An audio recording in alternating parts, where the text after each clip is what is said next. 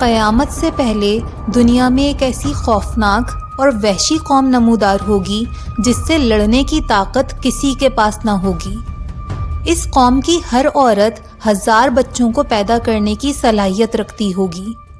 یہ وحشی لوگ سمندر کا سارا پانی پی جائیں گے، ہر طرح کے کھیت، فصلوں اور جانوروں کو کھا جائیں گے، یعنی اپنے راستے میں آنے والی ہر شے کو نیست و نابود کر دیں گے۔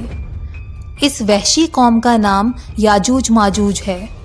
یہ کون لوگ ہیں اور فی الحال کس جگہ قید ہیں، اور قرب قیامت میں جب یہ لوگ آزاد ہو جائیں گے تو زمین پر کس طرح تباہی اور فساد پھیلائیں گے۔ یاجوج ماجوج حضرت نوح علیہ السلام کے تیسرے بیٹے یافس کی اولاد میں سے ہیں، یعنی یہ لوگ بنی آدم میں سے ہیں۔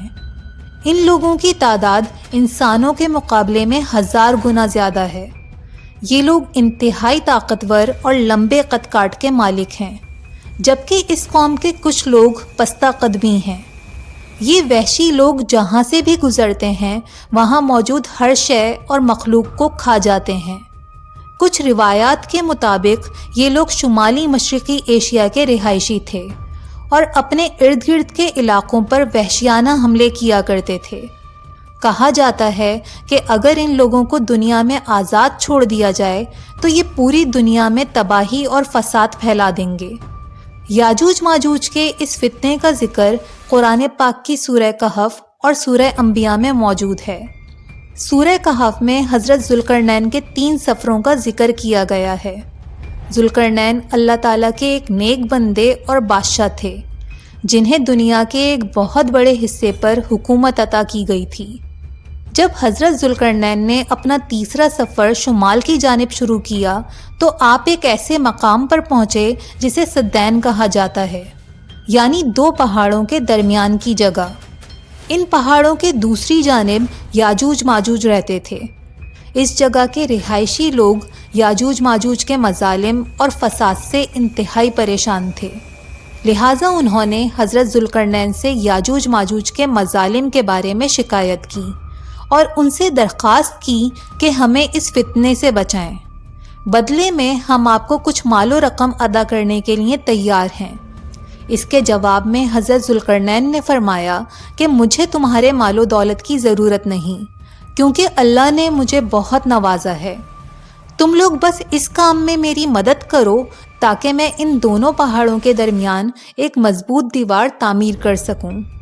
لہٰذا آپ نے ان لوگوں کی مدد سے ان دونوں پہاڑوں کے درمیان ایک بہت گہرا گڑھا کھودا۔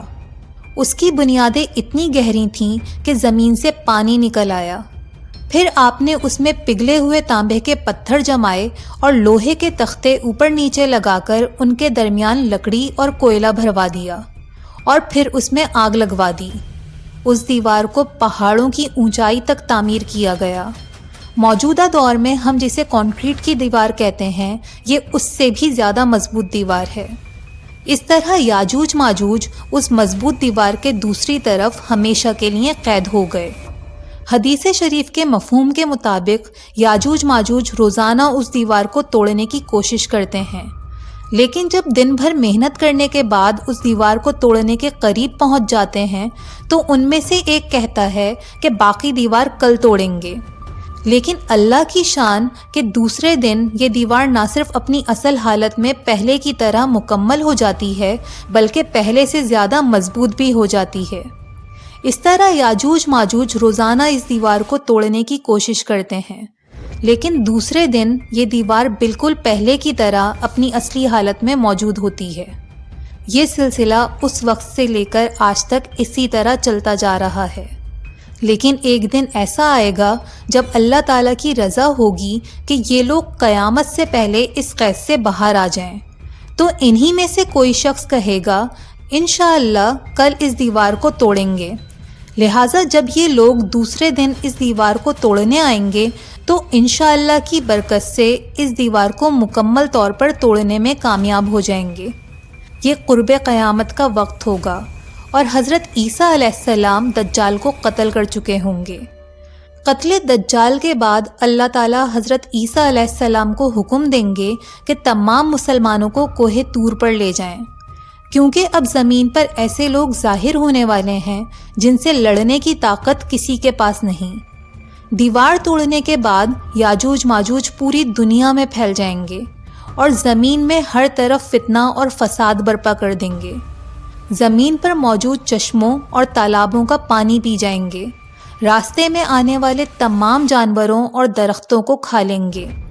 جب یہ لوگ زمین پر فساد اور قتل و غارت کر کے فارغ ہو جائیں گے تو کہیں گے کہ زمین والوں کو تو ہم نے قتل کر دیا، آؤ اب آسمان والوں کو قتل کریں۔ یہ کہہ کر وہ اپنے تیر آسمان کی طرف پھینکیں گے، لیکن خدا کی قدرت کہ جب وہ تیر آسمان سے نیچے گریں گے تو وہ خون آلود ہوں گے۔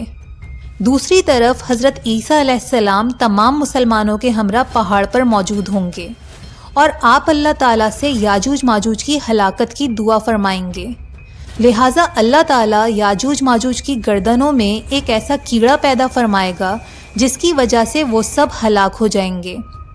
پھر عیسیٰ علیہ السلام پہاڑ سے زمین پر تشریف لائیں گے اور دیکھیں گے کہ زمین پر ہر طرف ان لوگوں کی لاشیں بکھری ہوئی ہیں، جس کی وجہ سے زمین پر شدید بدبو پھیل جائے گی۔